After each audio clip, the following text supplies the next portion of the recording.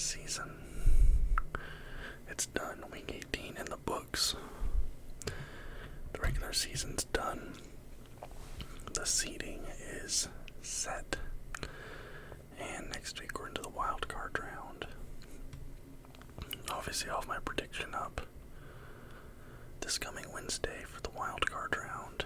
But today we get into week 18.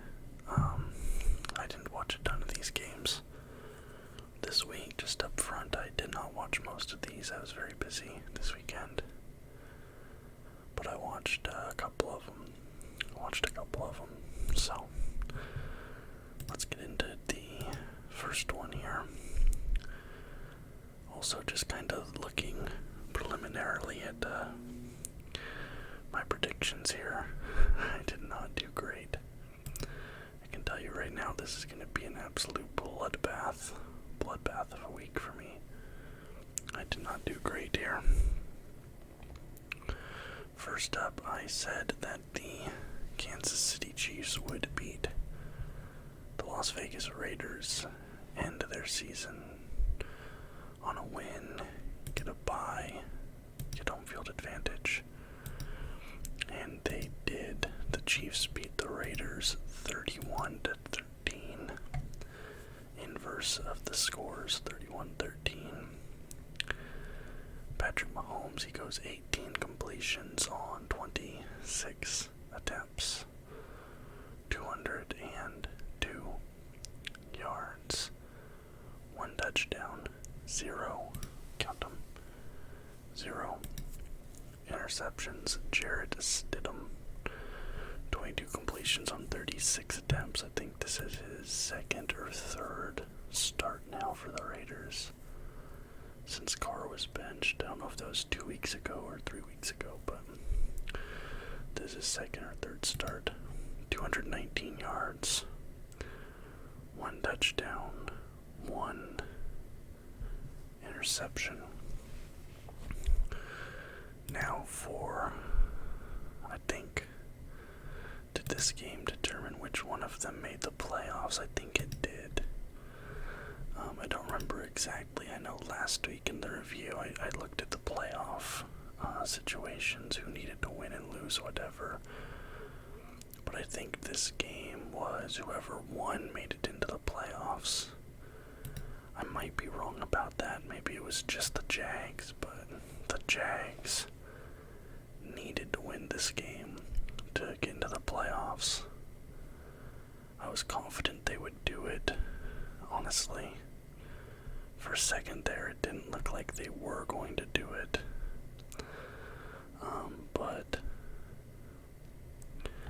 the Jacksonville defense actually is the credit for this win. They get it done.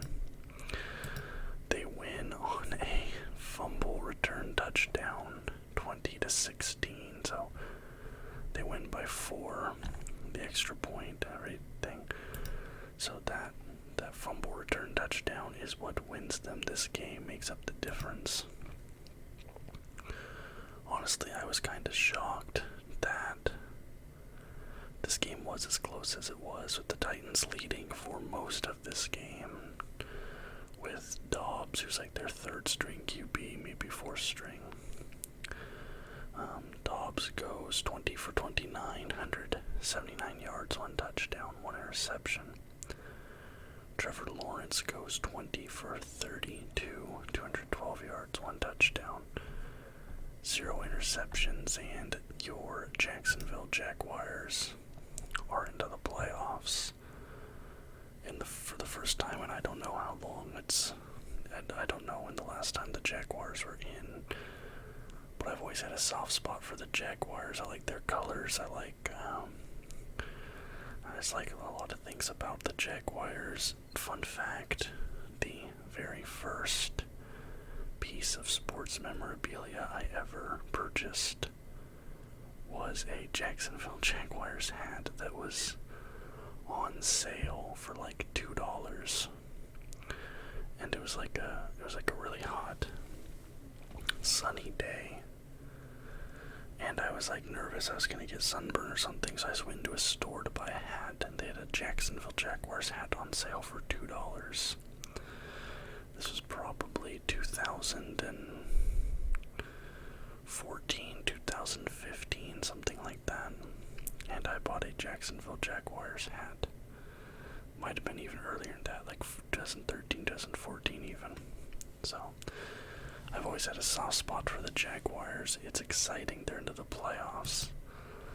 They finished 9-8-0. They went worst to first this season within their division. They finished top of the AFC South. Finally, definitely not finally. Next up, I said that the Steelers would beat the Browns, much to the discontent of some of my superstitious commenters who have noted that when I pick against the Steelers, they have been winning. But I did pick the Steelers, and their superstitions were not founded because I got it right. The Steelers did beat the Browns. Now, unfortunately, due to the way the other games shook out, the Steelers did not make the playoffs. They did not. So, unfortunately, they're not into the playoffs. Maybe that was how my curse manifested itself this week, but Steelers put up a good game, ending their season above 500. The Browns, they end the season on a loss. Deshaun Watson had some ugly interceptions this game that you probably saw shared around various highlight pages. Final score of this one is 28-14. Deshaun Watson goes 19 for 29, 230 yards, 2 touchdowns, 2 interceptions. Kenny Pickett goes 13 for 29, 195 yards, 1 touchdown, 0 interceptions. So, Steelers end on a win. Now, these next two, I thought that after everything that happened with Hamlin, that these teams would not be in the right headspace to show up and play these games. There was some rumbling, especially coming out of the Bengals locker room, that some of the players didn't even want to play this game. So I was kind of expecting certain players to rest, certain players to, whatever, not want to play these games for both the Bengals and the Bills after what happened, last week. But it's not what happened. I mean, both these teams showed up and balled out. So I'm giving myself some L's on both those, but that was my thinking on making those picks. If it was a normal game without, the extenuating circumstances of last week, I would have picked both the Bengals and the Bills to win these, but I have to hand it to those players. They came and they showed up when a lot of them probably didn't want to. Now, DeMar making a really good recovery and being discharged from the hospital prior to these games probably did help a little bit because his condition has rapidly improved, so that definitely helped them a bit, but that was my thinking when I made these predictions. This first one, Bengals 27, Ravens 16. In for the Ravens is Anthony Brown at QB. He goes 19 completions on 44 attempts, 286 yards, 0 touchdowns, 2 interceptions. He also got sacked for a fumble that was returned for a touchdown, but that doesn't count as an interception.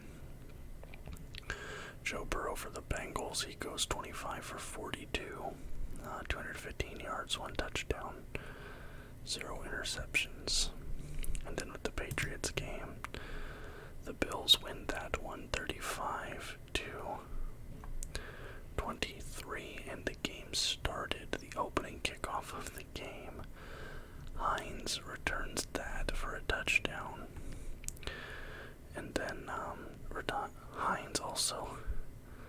Hines also returns the second half kickoff for a touchdown. So Hines returned 2 kickoffs for a touchdown in this one game against the Patriots. It's exciting when it happens one time in a game. You know, it's a very rare play. But for it to happen twice in the same game is, I think, unheard of. You'll have to let me know if this has ever happened before in the NFL, but as far as I'm aware, this has not happened before. Mac Jones in potentially his last game as a Patriot. We don't know. There were some comments from Bill Belichick and Robert Kraft that both are kind of non-committal on whether he's the long-term solution at QB. Don't know. I definitely don't think Mac Jones has lit the world on fire. I don't think he's that terrible. They had some QB controversy with him and Zappy earlier this season, but I guess we'll see. But I think right now the betting odds are probably on Mac Jones not returning to New England. He goes 26 for 40, 243 yards, 3 touchdowns, but also 3 interceptions. Josh Allen goes 19 for 31, 254 yards, 3 touchdowns, also 1 interception. But yeah, those 2 games, I did not expect the teams to show up the way they did, but they proved me wrong. And okay, now this one, I thought the Colts would beat the Texans. They nearly did. This is a 1-point game, but this is a weird one. So the coach was fired. The head coach was fired, but he was informed that he would not be returning as head coach before this game was played.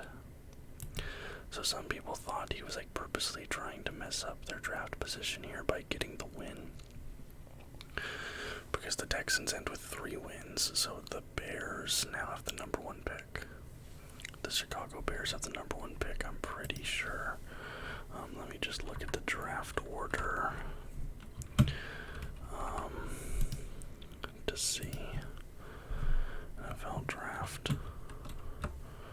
order.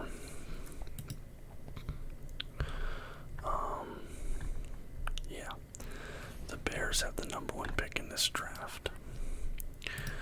The Texans were expected to get it, but they go for it on 4th and 20. I need you to understand that. They went for it on 4th and 20 in a game that decides their draft position, and they got a touchdown, and they win by 1. Now, a lot of people have been saying, like, oh, this doesn't matter because the Bears aren't going to take a QB, so the Texans can get their QB anyway. Because the Bears are going defense no matter what, right? But the Bears can easily trade down, because there's going to be a lot of teams that are going to want to trade in to that top spot that do need a QB. Thinking about it, let's see.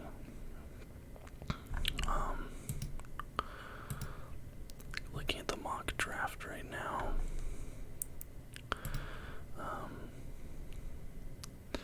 See, they have Chicago taking Jalen Carter at the 1, and then the Texans still getting Bryce Young at the 2.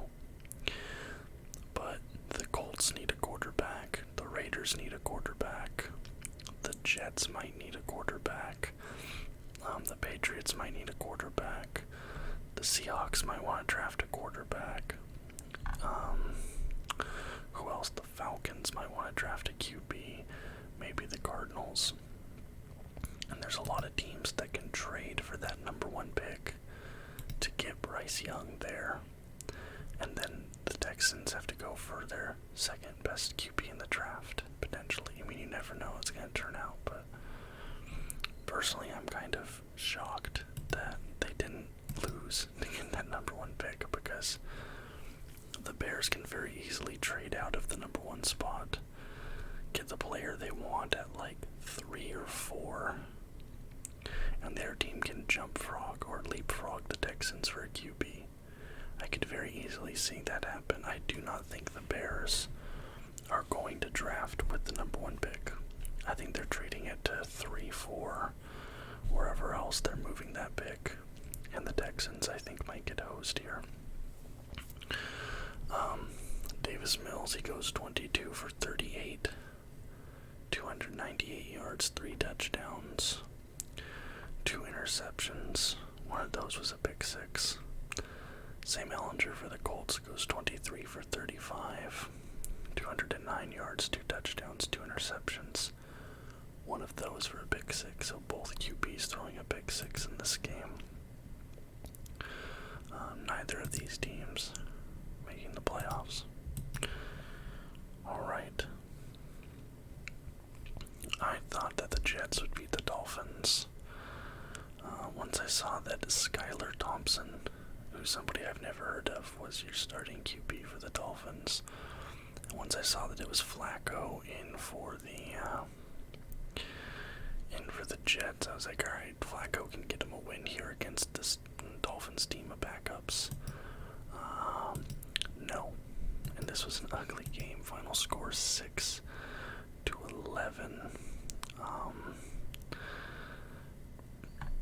Just an ugly game, mostly field goals, and then a weird safety in the end of the game. You're in Miami, but this was just an ugly game. Joe Flacco, he goes 18 for 33, 149 yards, 0 touchdowns, 0 picks. Skylar Thompson goes 20 for 31, 152 yards, 0 touchdowns, 0 picks. My apologies if you had to watch this game. Now, this game, the Chargers, I picked them to win, finally. Because they beat the Broncos. We get the number 3 pick, the Seahawks.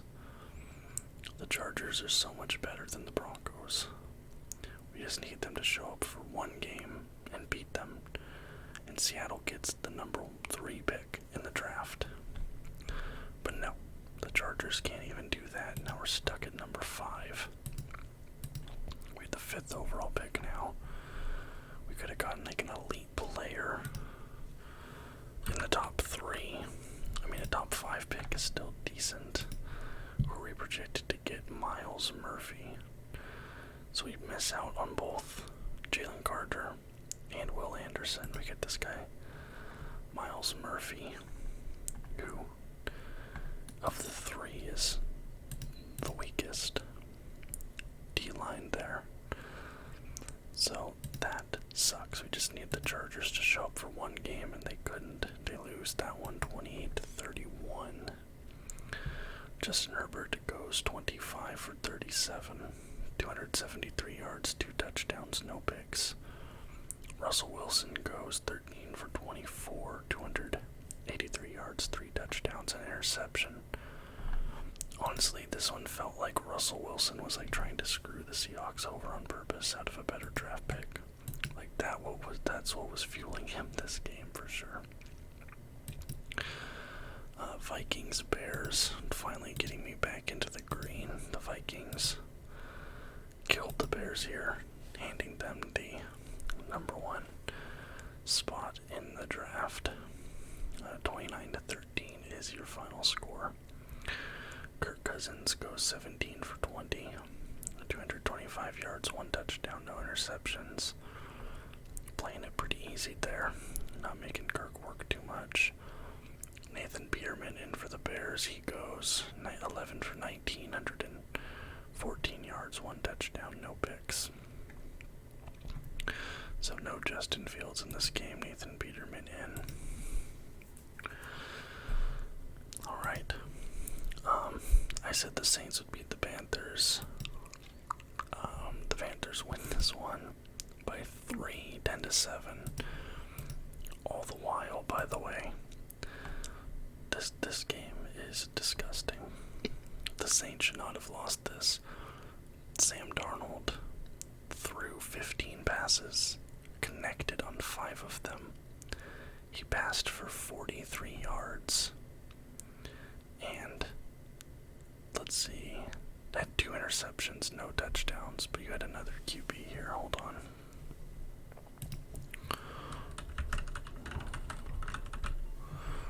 Hold on. Who was your other QB here? No, it's just Darnold.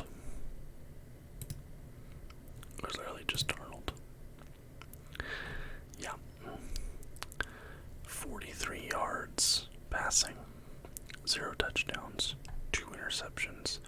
He had 5 completions, 43 passing yards, and they won. And it's not even like they killed them rushing. They had 171 rushing yards. Combined yards, the Saints had 101 more. Andy Dalton goes 15 for 25. 171 yards, 1 touchdown, no picks. Sam Darnold had a QB rating of 2.8, not 28. Sam Darnold had a QB rating of 2.8. That has to be one of the worst QB ratings in NFL history. I did not know it went that low. And he won the game. He won the game. Also, he fumbled, and then his own team returned it for a touchdown. And this felt like the Saints should have won this. They were a favorite on this. The over-under on this game was 41.5 points. They combined for 17 points. This game was disgusting. I cannot believe the Panthers won this. Okay. Bucks versus Falcons. I thought the Buccaneers would kill them. They did not. 17-30 in favor of the Falcons is your final score. Tom Brady only throws the ball 17 times. Connects on 13 of them. 84 yards, 1 touchdown, no picks. Desmond Ridder, I think this is his second start for the Falcons. Goes 19 for 30, 224 yards, 2 touchdowns, 0 interceptions. Falcons get the win, but Buccaneers, they're first in the NFC South anyway, so I don't think they're playing for too much in this game. Because I think either way, they were playing in the wild card, so I don't think there's like anything they could really do about that. That's the impression I got. Cardinals versus Niners. In his last career game, J.J. Watt got 2 sacks. So that's nice to see. This was J.J. Watt's last game before retirement. But the Niners come away with the win, and I think Brock Purdy is 5-0 through his first career start. So it's 5-0 or 6-0. Niners get the win 38-13. David Blow in at QB goes 14 for 18 for the Cardinals.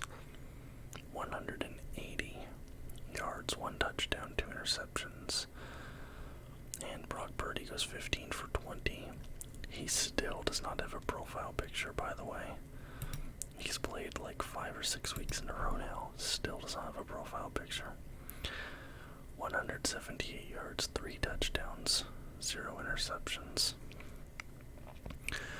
And I think Christian McCaffrey set the record for most yards by a player that was a mid-season acquisition. I think that's what that record was. You'll have to let me know if I was wrong about that. Alright, my team. The game I was most closely watching last week, and I wasn't confident in this, but I picked the homer picks, the picks that would get the Seahawks into the playoffs. That's how I predicted, and it happened. It took until overtime. We had to overcome an ugly first half. That first half of the game was one of the worst first halves I've ever seen the Seahawks play. The offense looked bad. The defense looked bad. They were running all over us, getting whatever they wanted on the ground.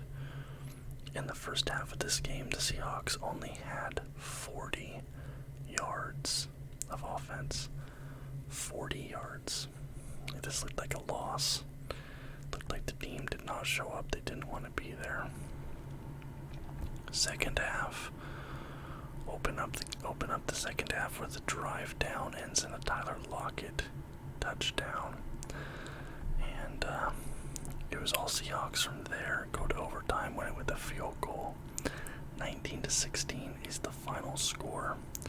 And Geno Smith is now the record holder for most passing yards in one single season for a Seattle Seahawks quarterback. So Russell Wilson held the former record, but Geno Smith now holds the record for most passing yards in one season for a Seahawks QB. Goat Smith. Baker Mayfield goes 13 for 26. 147 yards, no touchdowns, 1 interception. Geno Smith goes 19 for 31, 213 yards, 1 touchdown, 2 interceptions. We're going to skip the Eagles and Giants real quick. We'll come back to those, but this game, the outcome of our game, we needed to win that. But not only did we need to win that, we needed the Packers to lose. Now, when this game got flexed to 5:30, a lot of Seahawks fans were upset because as soon as the Seahawks won, the Lions were eliminated from playoff contention. There was no way they could get in. And the Packers, if they win, the Seahawks are out and the Packers are in. Right? So, the result of our game was already known before the Packers-Lions game started. A lot of people were upset about that because we're like, alright, well, the Lions have nothing to play for now. But they proved us wrong, and they played for the thing that mattered most to the Lions, keeping the Packers out of the playoffs. And it didn't look like they were going to be successful that first half. It was pretty rough. A lot of calls go in the way of the Packers, whether you believe, whatever. But the Lions just didn't have a lot of momentum. Second half, Jamal Williams, he comes out. He gets a touchdown early. And I think in this game, he set the record for most rushing touchdowns for a Detroit Lions player. I think he set the record. He beat Barry Sanders' record, I believe, this season with this game. Then the Packers answer, and then the fourth quarter, man. The Detroit Lions, they were ballsy. They pick off Rodgers. Huge interception. They get this crazy, hook and lateral play. They go for it and convert on 2 4th downs. And they do not allow Aaron Rodgers to get the ball back at the end of the game. They win. There's another rushing touchdown by Jamal Williams in there at some point. I forget the order of events. And it's very possible, based on some of the chatter, some of the rumors, that, Aaron Rodgers is either done in Green Bay or done with the NFL in general. He's either going to another team. Some of the names being thrown out there is the Jets or the Colts. Or maybe he's just retiring, right? He had a bit of a rough season.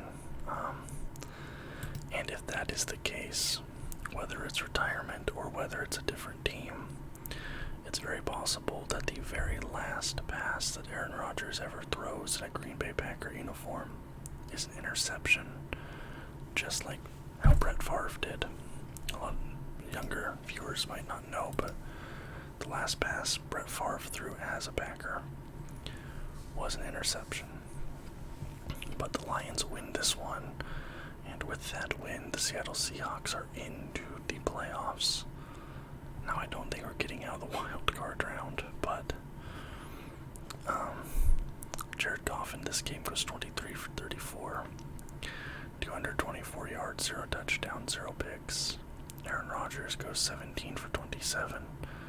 205 yards, 1 touchdown, 1 interception. Alright, now let's get back to the other ones. Giants, Eagles. Jalen Hurts was back from his injury that's kept him out the last 2-3 weeks.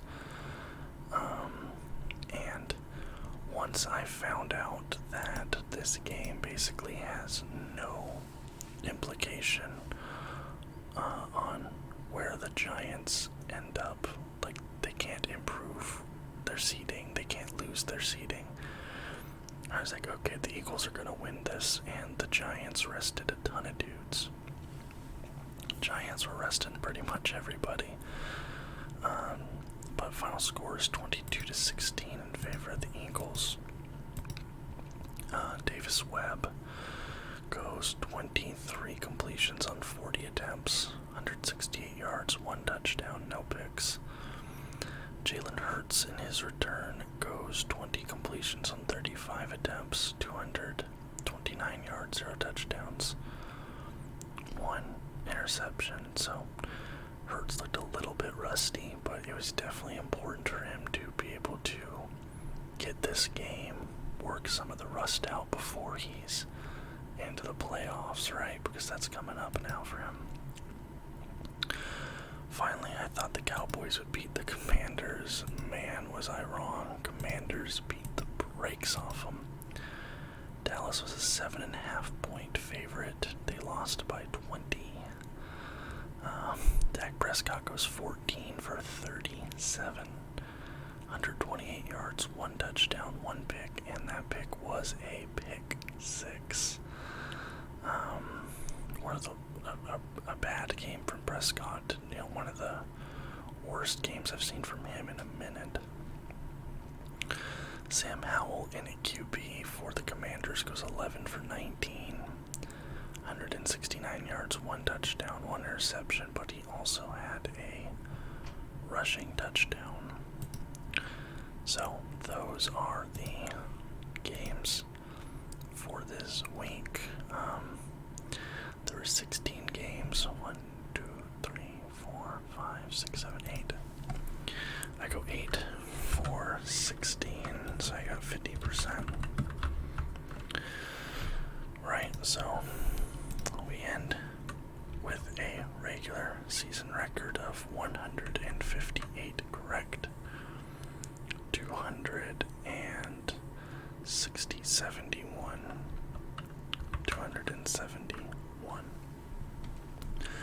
Now obviously we are missing a game in there because Bengals Bills from last week is a no contest, right? But let's see, 158 divided by 271. We're at 58%, so we drop a percent this week. So for the 2022-2023 regular season, I go for a combined 158 correct, 200 out of 271 total games for a correct rate of 58%. I'm not sure what I went last year. Maybe I'll have to take a look and see, but I'm not sure if that's better or worse. But now we are coming up on the wild card round. So this Saturday we have Seahawks versus Niners and Chargers versus Jags. Then on Sunday we've got Ravens, Bengals, Dolphins, Bills, and Giants, Vikings. And then on Monday we have Cowboys, Bucks. So those are our wild card games. I'm going to be doing a prediction on those on Wednesday. So for those of you who are fans of teams that have made the playoffs, congratulations. I hope your teams go far unless they play my team. But my team's probably going out next round, but at least we made the playoffs. Anyways, thank you guys so much for watching this video and each and every video I have been making this NFL season. I'm obviously going to continue this on through to the playoffs. playoffs and beyond, but this series continues to be the most popular thing on my channel. A bulk of my views, a bulk of my subscribers, all of that. So I appreciate all of you, and I hope that you continue to stick with me as we transition away from the NFL and into other things after the season and the postseason are done. Next season's going to get tricky, obviously, living in another country where the NFL is not very popular in a different time zone. It's going to be interesting, but we'll roll with the punches and we'll figure it out. So thank you, all of you who have stuck with me this season, all these videos. I hope to continue to see you around the channel, at least through the playoffs. So thank you so much for watching. If you enjoyed the video, please leave a thumbs up, subscribe